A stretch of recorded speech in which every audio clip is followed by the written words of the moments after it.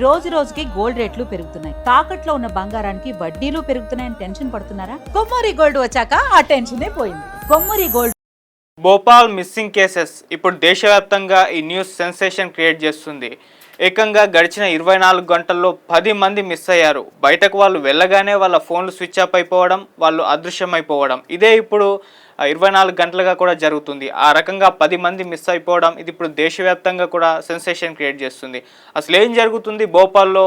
ఈ మిస్ అయిన వాళ్ళు ఎవరు, ఎలా మిస్ అవుతున్నారు, వీళ్ళందరూ మిస్ అవ్వడానికి ఒకే ఒక రీజన్, కనెక్షన్ ఉందా? ఇలా రకరకాలుగా దీని గురించి మాట్లాడుకుంటున్నారు. మరి పోలీసుల దర్యాప్తు ఎంతవరకు వచ్చింది, వాళ్ళు ఏం చెప్తున్నారు, అసలు ఏం జరిగింది అనేది కంప్లీట్గా మనం ఒకసారి చూద్దాం. ఇది మధ్యప్రదేశ్ రాజధాని భోపాల్లో జరిగింది. గడిచిన ఒక 24 గంటల్లో 10 మంది మిస్ అయిపోయారు.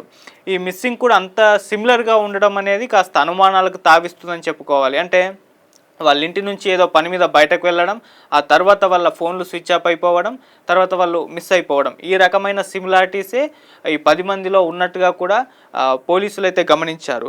గడిచిన 24 గంటల్లో 10 మంది మిస్ అయిపోవడం అనేది మామూలు విషయం కాదు. వీటన్నిటికీ మిస్సింగ్కి ఏదో కనెక్షన్ ఉంటుందని చెప్పేసి కూడా పోలీసులు అయితే భావిస్తున్నారు. సో ఈ మిస్ అయిన 10 మందిలో ఏకంగా 3 మైనర్స్ ఉన్నారు.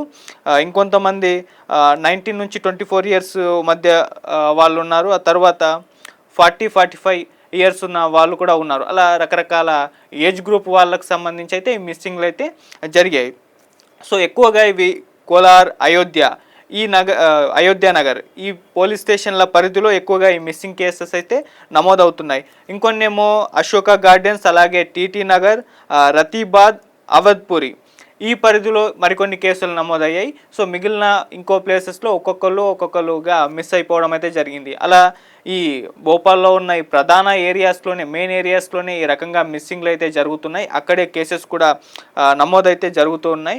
సో ఫ్యామిలీ మెంబర్స్ వీళ్ళకి సంబంధించి చెప్పిన దాని ప్రకారం చూసుకుంటూ వస్తే వాళ్ళ విధంగా పని మీద బయటకు వెళ్తున్నారు, ఆ తర్వాత ఫోన్ స్విచ్ ఆఫ్ అయిపోవడం, ఆ తర్వాత వాళ్ళు కనిపించకపోకుండా పోవడం, ఇదే జరుగుతుందని చెప్పేసి వాళ్ళ ఫ్యామిలీ మెంబర్స్ కూడా పోలీస్ స్టేషన్లో ఫిర్యాదు ఇచ్చినప్పుడు ఇదే చెప్తున్నారు. సో ఆ రకంగా మొత్తం ఆ భోపాల్ ఈ ఏరియాస్ పరిధిలోనే 10 మంది 24 గంటల్లో మిస్ అయిపోయారు.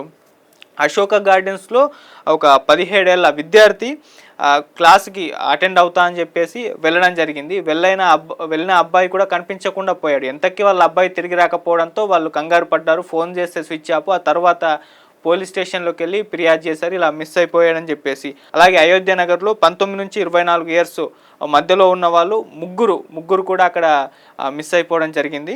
అలాగే కోలార్లో 20 ఏళ్ల యువకుడు మిస్ అయిపోయాడు. 40-45 సంవత్సరాలు ఉన్న 2 వ్యక్తులు కూడా అక్కడే మిస్ అయిపోయారు. ఇలా ఏజ్ గ్రూప్స్ సంబంధించి మైనర్స్ కావచ్చు, యువకులు కావచ్చు, ఈ ఏజ్ గ్రూప్ ఉన్న వాళ్ళు కావచ్చు, ఎవరైనా సరే మిస్ అయిపోవడం అయితే జరుగుతుంది. సో వీళ్ళ మిస్సింగ్ వెనకాల ఒకే ఒక రీజన్ కూడా కనిపిస్తుంది. అంటే ఎలా మిస్ అయిపోతున్నారో ఆ సిమిలారిటీస్ అయితే కనిపిస్తున్నాయి.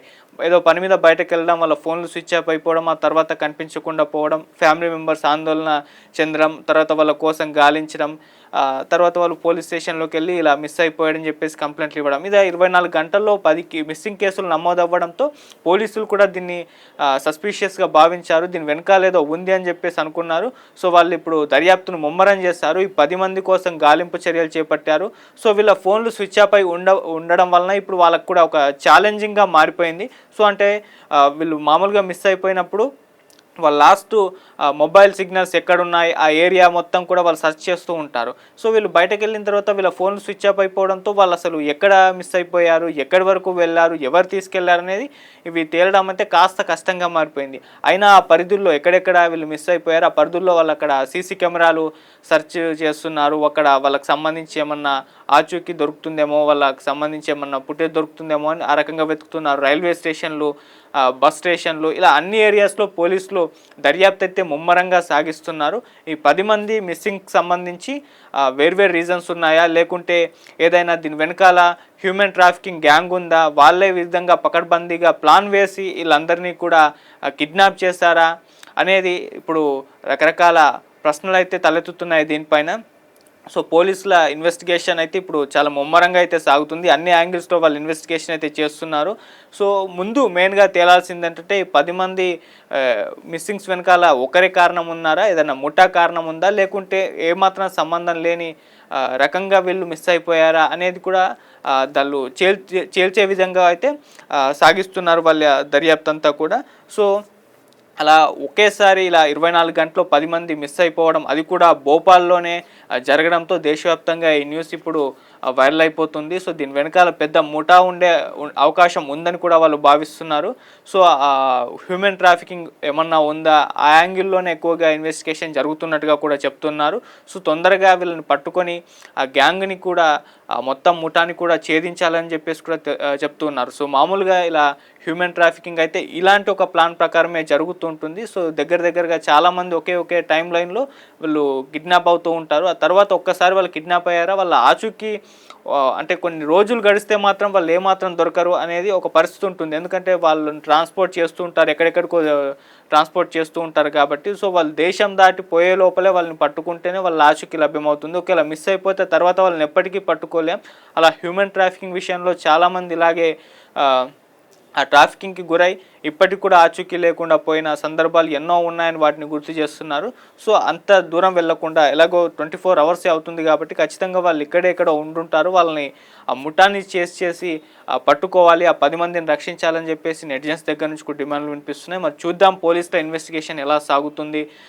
వాళ్ళు అయితే దర్యాప్తు ముమ్మరంగా చేస్తున్నారు. మరి ఎప్పటి వరకు వీళ్ళని ఆ ముఠాన్ని పట్టుకుంటారు, ఎప్పటి వరకు ఈ మిస్ అయిపోయిన 10 మందిని సురక్షితంగా కాపాడుతారు అనేది ఇప్పుడు దేశవ్యాప్తంగా కూడా ఉత్కంఠ ఉంది. మరి చూద్దాం పోలీసుల ఇన్వెస్టిగేషన్ జరిగిన తర్వాత, సో వీళ్ళని పట్టుకున్న తర్వాత అంటే ఎలా పట్టుకుంటారు, ఇవన్నీ కూడా మనం వెయిట్ చేసి చూడాల్సిన అవసరం అయితే కనిపిస్తుంది.